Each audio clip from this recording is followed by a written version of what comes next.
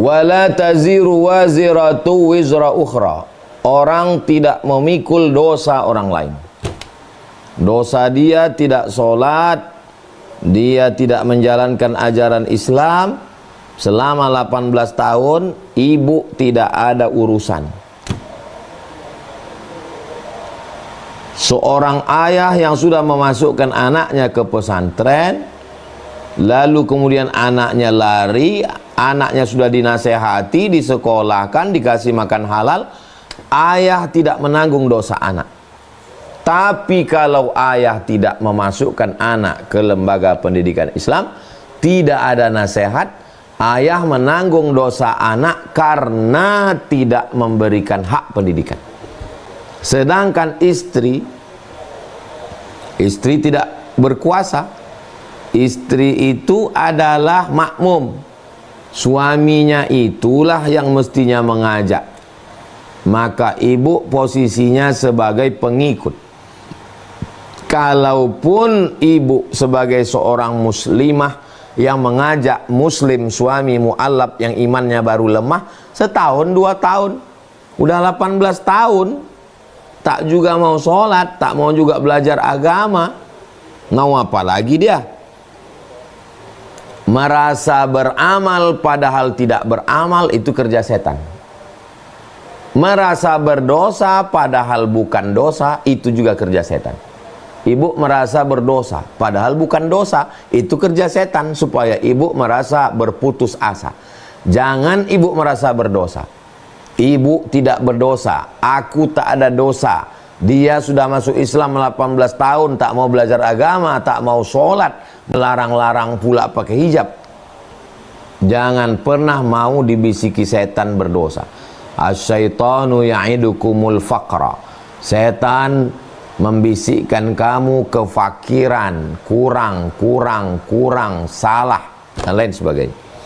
Ibu tidak salah.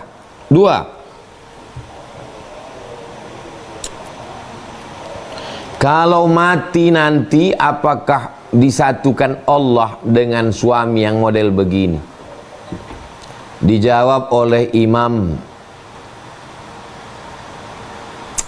Al-Ghazali dalam kitab Ihya Ulumuddin dalam bab akhlak.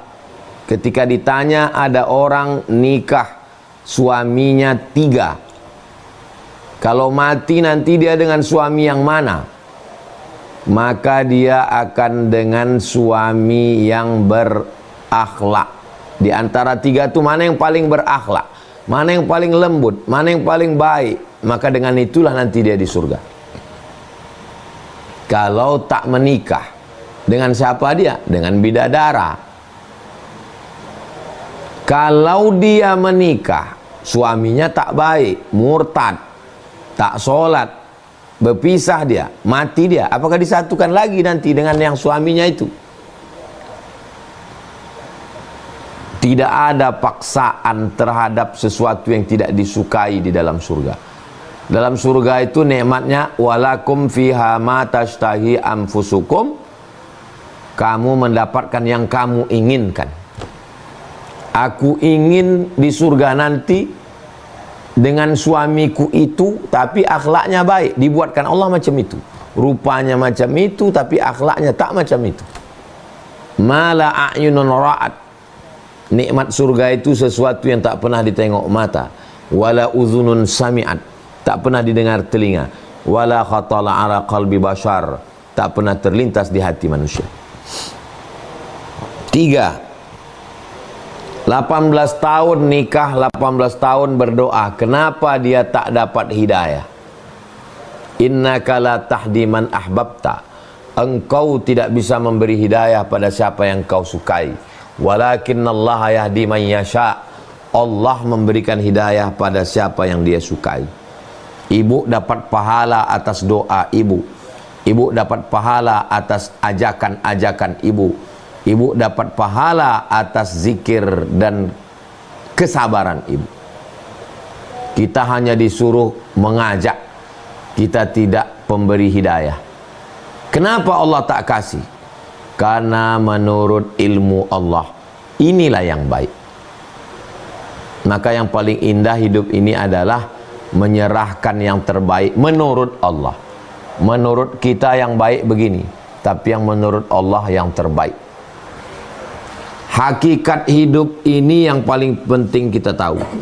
Hakikat hidup ini hanyalah tempat persinggahan sejenak, negeri tempat ujian, negeri tempat cobaan, negeri tempat pembakaran batu hitam.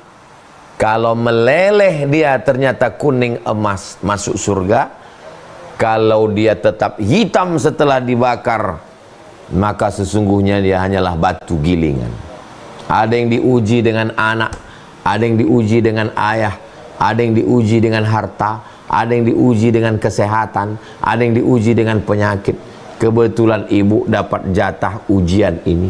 Mudah-mudahan ibu lulus, ibu tetap semangat, ibu optimis, jangan mati langkah, jangan mati doa, jangan putus harapan, tetap istiqomah dalam iman dan Islam, tetap ngaji.